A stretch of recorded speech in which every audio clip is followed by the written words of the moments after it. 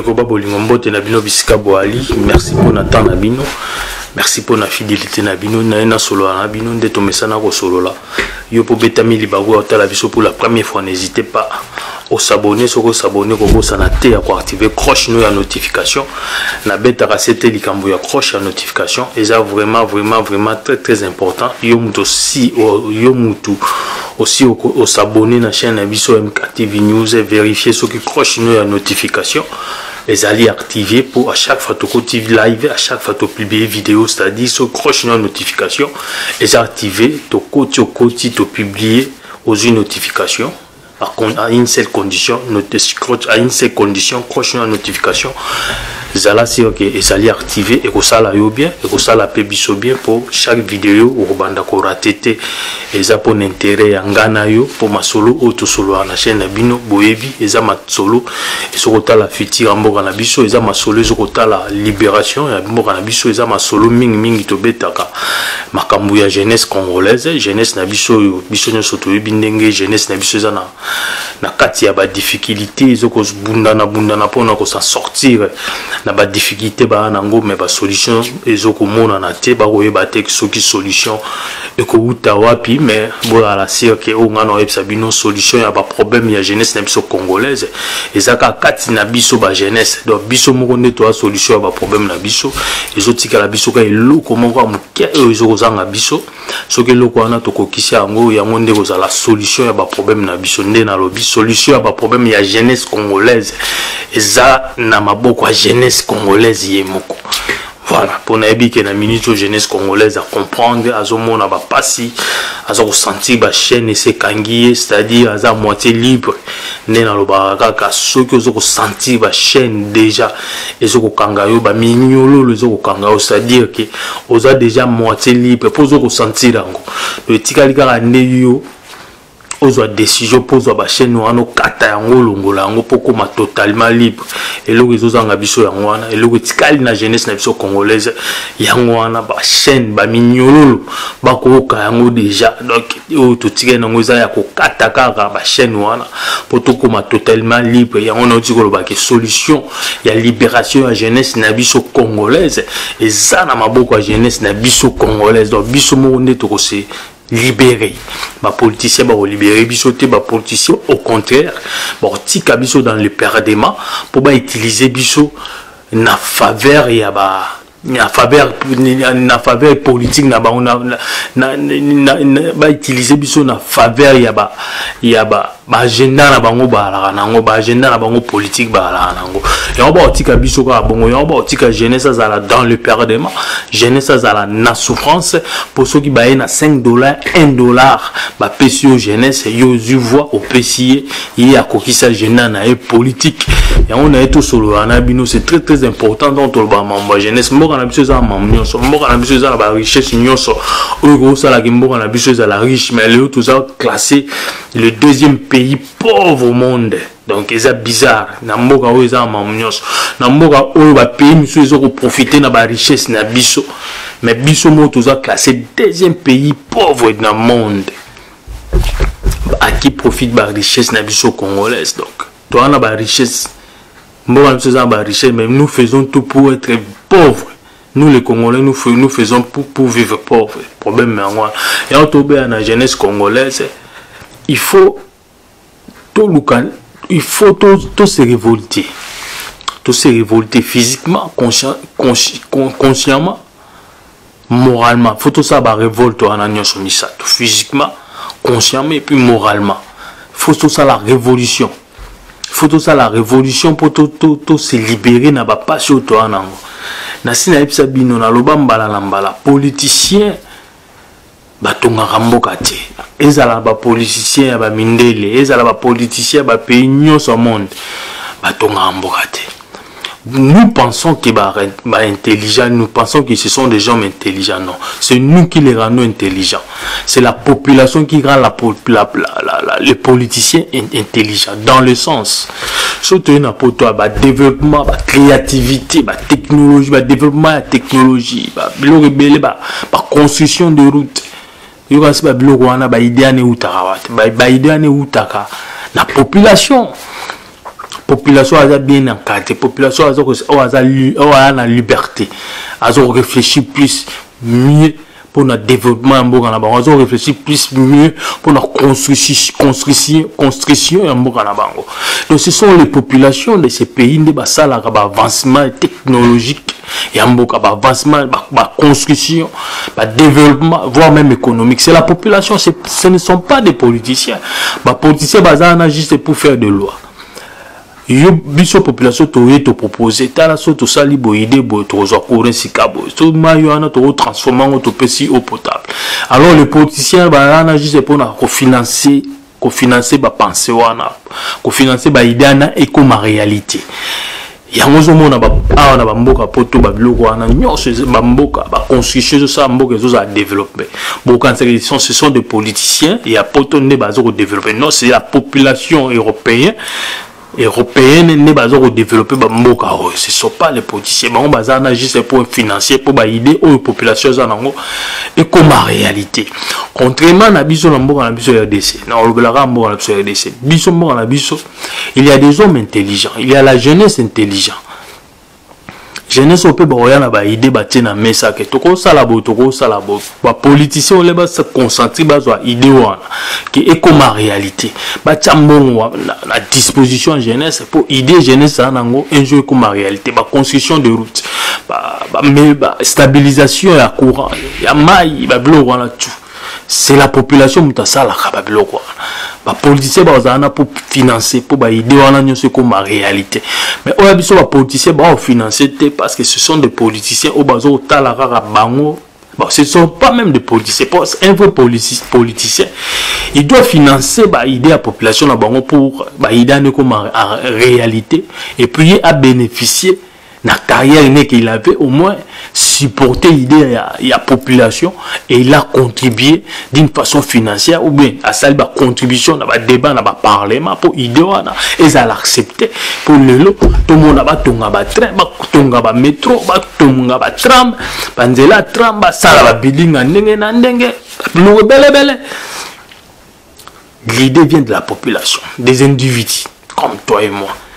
Et moi je crois que tous appels na bato bongo na mboka na biso o ba doué la technologie au bas doué la matière tout le belago maramno ba littéraire on a parce que mukili ba vitesse ba mukili ndezo tambola mukili zo kene mingi na technologie tout ça trop na ba littéraire ba français belé ba to comment tout ça na bango déjà belé na minute photo banda ko luka ko former ba technique ba technicien faut tout le cas tous en a technicien belé pour technicien de ça la moque développer français on a été littéraire tout comme na manger belé avocat ni tous en a bango belé déjà en moque ça peut na misala te il faut succomber tout le cas biso population tout se former ce qui lelo gouvernement na biso mboka na biso comme ça na ngweta teza scan de concentration bazolinga ko former jeunesse yo moko pe jeunesse okoki ko se former yo moko pour un jour aux idées nous en et comme en réalité les ala pour dans le mboka tout ça on a beaucoup plus de techniciens na mincho pour moki les autres des autres ming bato misala ma beaucoup ne ba sala ba otonga mboka na bango de technologie de phase tant on do ko la to ba na mikio mona na Chine ba na 5 ba 5 ba sala déjà ba montre donc ba conscientiser ba gêner ba conscientiser ka jeunesse wana génération wana ya bana na mike na technologie ba koti bona technologie moi on a déjà muké ya chinois ayebo sala montre ayebo sala moloko moko ayebo sala moi pareil ba zoka génération wana ba sacrifier ba on na technologie biso peso to limboka la biso et tongama bien tous na ba route bien comme plus avancé, il faut toujours génération à jeunesse morobo to sacrifier bango na technologie. Tout ça na ba ndé outi koloba, toi na ba littéraire belé, ba avocat belé mais bango temba okende vraiment ko bonsa mboka. Mboka ezoko bonga eza bato misala les techniciens, ba informaticiens, ba menuisier, ba maçon, ba électricien, ba électronicien. Donc, surtout concentriser, surtout génération moko, il y a jeunesse, de sacrifier bango, donc de sacrifier bango la technologie. To salika bango batanga ma technologie. Batanga babiloko wana, ndenge faut pour faire pour transformer des eaux, des rivières en eau potable, mais là, comment faire? Pour transformer le soleil en énergie, l'électricité, même de l'eau, même le vent. L'électricité, donc il faut tout sacrifier génération, toute une génération. La technologie. Parce que technologie, c'est ça le développement, c'est ça littéraire. Tout ça, on a déjà pu belé, ça peut qu'on a mis ça la tête. Donc, tellement toi, tu as un état responsable. Tout ça, le président Moraza, tout le monde a un démagogue. Il y a des l'oignon salate. Il y a des boutons qui ont finité pour. Du coup, développer. C'est la population qui développer. Mais la population, il faut l'encadrer. Mais il y a des populations abandonnées. La population qui donc de façon incroyable. Donc, morale et la population perd de morale. Vidéo, mort, pas de respect des morts. Donc, ils ont l'accès à la population morale et à l'issue. Mais on peut faire tout pour moral aux populations, aux jeunesses, pour perdre. Tous ça on a rail et puis on va les encadrer génération. Tous les générations, tout encadrer, tout sacrifier la technologie. La technologie pour développer le pays. Pour développer, les avocats ne développent pas le pays. La justice. On doit sacrifier toute une génération la technologie. Pour on doit avoir beaucoup plus de technologues, de photos qui demandent polytechnique. Comme on dit, c'est ça les mots que j'ai cherché. Polytechnique. Il faut tout sacrifier, il faut tout côté dans le monde de polytechnique pour tous à la naba, bateau, misala maboko belé, bateau baby ko transformer babiloko parce que rien ne se crée, rien ne se perd, tout se transforme. Donc, ce que bateau ko transformer. Nous commençons à créer. Donc, comme la création n'a biso purement congolaise. C'est ça déjà le début du développement d'un pays, d'un État. Mais malheureusement, tout ça n'est pas on a un camp de concertation et on a la passe. On va vidéo tout ça la jeunesse. Bino bolanda biso la vidéo. Bolanda biso tout ça ba vidéo tout peut ça bino ba idée. Oh ndenge nini jeunesse na biso ko développer. Mais ce que moni politicien na biso ba négliger bino, ba on ba finance en disposition jeunesse, ba on ko encadrer jeunesse. Il faut se révolter na ba droit na bino. Mboka neza mboka mututu congolais nyonso mboka Congo eza ya congolais nyonso kolanda te to landa te ba titre na au président au ministre ya gingani ce sont des gens on a benga bano bino mo boyebi ba comportement na bango boyebi ba réputation ba politicien na biso ba détourneur de l'argent des voleurs ba français au bango ba bimsa na monoko les cas bango moko ba tuna série mais au monde mutu moko ba bimsa français moko propre qui est sérieux mais l'homme wana zo bimisa politicien na zo bimsa français a propre ou français a sérieux mais yé moko mutu a sérieuxité donc français zo bimana monoko na et les qui yé mutu na ki sérieux. Ce sont des gens de sans morale, de moralité. Mais ce sont de vrais voleurs en veste. Ce sont vraiment des hommes qui ont mérité d'être pendus. Ils ont détourné de l'État. Ils ont classé deuxième pays pauvre du monde. Ils ne sont pas même honteux. Ils ne sont même pas nationaux. Mais si ça sont tellement bakata bango tomba tala biloko wana ke no mboka na biso RDC mboko ngana wa diriger mboko ngana aki premier ministre et Matata Ponyo mboko ngana gouverneur à ville Kinshasa mais ils ont classé deuxième pays pauvre au monde mais ils ont aki ministre wana mais mboko tomba ça qui est pour faire le part de développement de ton pays et tant que ministre ils détournant pour faire les choses privées qu'en toi. Alors babilo privé ils ont compté dans monter ton pays classant au deuxième pays le plus pauvre aussi longtemps pays n'a vu pays le plus béni au monde et ça ba matière nyos au ba pays nyos ba s'en servir nango lelo ba technologie ba comme na posa plus de posa ya ma matière ya RDC pour ba avancer technologie na bon plus. Mais biso moko tellement to ana ba biloko wana on n'a pas de technicien parce que batu nyonso ba omo tanga kaka avocat comme avocat à la droit comme politicien alors que il faut te sacrifier toute une génération ba technologie ba technicien. Donc tout ça là tout comme la génération tout changer système et comme la polytechnique ba nyonso ba kota na tout ça ba te belé ba kota na technologie pour utiliser transformer la matière na biso moko. C'est ça aussi le problème. Toi la matière mais soki biso moko tozo transformer la matière ngote to ebiku ndenge ni to ko transformer la matière ngote peu comme un produit ou to ko utiliser ça les locaux. Donc on n'a pas de créateurs qui peut faire des créations, qui peut transformer des matières. Il y a là tous obligé de recourir na batuba ya ba exploiter ba matière na ba qui ba transformer ba juste ba zongi ba tekeli lui songo sous cher. La tête tous là ba cuivre mais tous nga ba courant tous nga ba câble na ba snell on est tous nga ba câble mais on a des cuivres, on produit des cuivres. Parce que nous ne transformons pas. Tant on produit des cuivre, on a brut, ils transforment ça, ça le câble, câble, on a sur la RDC, alors on a biso pe baza to zape na mbongo susu ensemble sur ba câble na to mais pourtant ba cuivre na bimaki na mabele na biso. Donc faut changer système, faut créer maintenant les techniciens autos à la base capable na mais si il faut même que vous avez groupe à génération continue on la poto juste pour ba autant la technologie, moi j'encouragerais ba biloko. Moi j'encouragerais ma bloc quoi la groupe il y a jeune tout le monde va autant la technologie na poto pour un jour bazonga ba appliquer technologie na mbo la bato ba ça ben industrie de transformation en matière na biso tous à la libre tous à l'indépendant na marché to contribuer pe na économie mondiale nous contribuons rien. Et on va ça nous contribuer. Et on se jeunesse, tant on a jeunesse des fois telle, mais jeunesse pas à se lancer dans une immoralité. Alors mi ko bina le colomo on a ba politicien.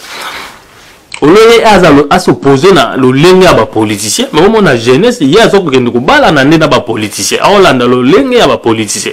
Alors bina le colomo on a ba politicien. Donc on perd de nous perdons tout les richesses. Sous-sol, de richesse, sol, sous-sol, matière première, on perd de n'abatou. On perd de la morale là-bas, de la population, on perd de tout. Alors, morale, on a l'état quand. Et on a besoin de constatation. Malgré tout ce qui va amener sur ça, malgré il faut quelques personnes, la politicien, tout le monde de conscience. Bon ça le fort pour misukolo la bango na bango kuna ba politicien parce que changement faut bana likolo wana changement de mentalité il faut bana pas ba politicien ba respecter mbongo ya état congolais so to wana état ba faut respecter l'argent de l'état so ki l'argent ya mbongo ya mboka e bimi pona musala ya mboka il faut mbongo ane kende sala musala kende musala ane komatina suka to mona pe musala sala magina mbongo ya ba congolais. Donc changement de mentalité au ba politicien ba mo ba lobaka o chaque population faut changer de mentalité bango wana ne faut ba banda likolo wana bango ne faut ba banda changement de mentalité na bango ba e ba ke o za mbongo ya état na koyi bango te so ba pesi na pona sala ici et sala musala songolo il faut na la sûr que mbongo wana sali musala na et pesi pe nini ba tu peux ba moni finalité ya musala na au justifier aux nations tikali na lokumu wana que tant que ministre ya éducation tant que ministre ya infrastructure que mbongo mo ebima ke tongi ba rai yo mtozaki na yo mtozaki ministre en fonction na tana mote za lokumu bat mo kanisa on eloko wana te ministre ya infrastructure tala kuta magalo ngo atikela biso rai mais o aye matata pono e banda longwa azwa mbongo atikela biso ni mbongo ya bukanga lonzo atika mbongo kende ko tonga ba université masango eboti ba université na ye moko privé. Voilà ba biloko tozala on mboka yango to belela na population fongola miso azala éveillé sinon te kusambela to sambela o ming to belela nzambe e kozala 20 nzamba na rozela ba premier pas na biso ba population congolaise pour aya soutenir biso, voir même le monde. C'est pas seulement dire nzambe mutaoza ba premier pas na biso, mais voir même le monde, les internationaux les bobele la kana ba bokenda ba pesa bino ba aide financière ba on peut ba oser la révolution la population congolaise, mais ba koleka na TVT ben intoxiqué ou ba prononcer ba mona po ba loba publiquement que non, la population congolaise doit faire une révolution pour leur pays, ba loba mais baoze la bino population congolaise bo bimana bala ba bo la révolution pour bango baya na ko soutenir révolution la bino, et puis et ça là que le système doit changer. On ne doit pas commencer à changer seulement les gens aussi longtemps système est le même, système est le même. Il y a ezana bateau mboka na lobarango bateau mboka de biso RDC pesa bango nyonso, mais bango ba pesa RDC loté tozande sata président na bino Joseph Kabila. Il y a na Congo na babucha kopal, mais aussi l'Italie le loi comme na ba villa partout au monde comme na ba millionnaire milliardaire. Donc RDC pesa nyonso aya na babucha kopal boyebi ndenga ya ba photo ne ezali aya na babucha kopal, mais le loi comme na ba million ba villa ya gaillard ko le gata ba président mususa ba mondo kutu ba salela mboka na bango ma sérieusement. Mais pendant tous ces 18 ans, il a pouvoir, plus 2 ans de coalition, 20 ans, il a pouvoir.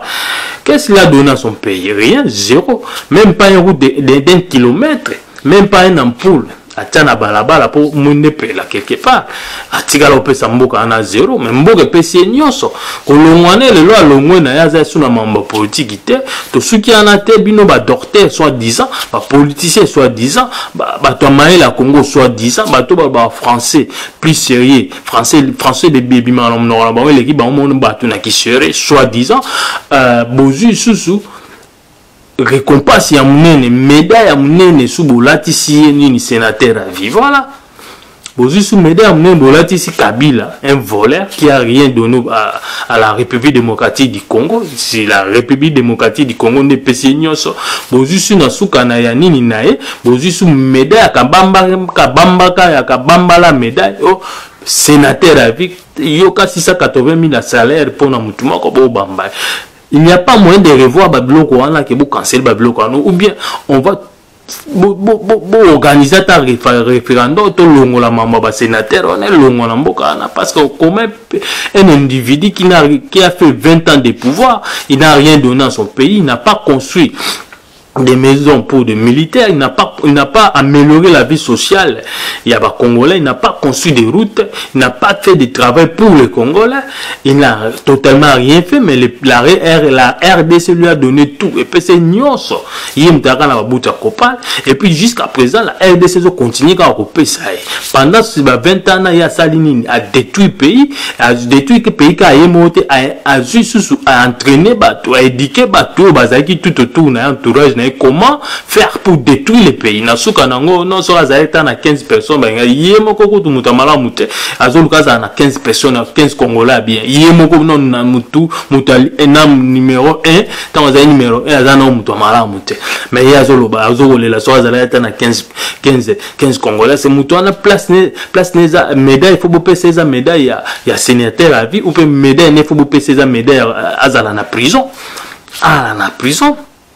Surtout le babote biso to ni ba politique ya ninyo te bobe ngone ya vengeance te za mama vengeance za mutayibi mbonga leta sare na mbonga leta abuser nango les lois sont là et ko kanga ba tie na prison za mama vengeance te la justice est cause à la sangota justice des églises te que non to kama justice yo amawata justice ba ça selon les lois on te juge selon les lois on te condamne selon les lois justice est en attaque que non muta salari mabe a sengi pardon justice a lobi ne so sengi pardon to tiki non a sengi pardon reconnaître mabe ne justice force à punir seulement sévèrement selon les lois qui sont classées ba loi na bo sala ki ngo ponani pas simplement vraiment mesdames n'importe pessier s'il y a moyen vraiment pour revoir ba bloc on a 680 000 $ pour pesa kana un seul individu vous pouvez dans 2-3 mois vous quand salaire là vous pouvez faire des routes banzela na ville ya Kinshasa wana vous pouvez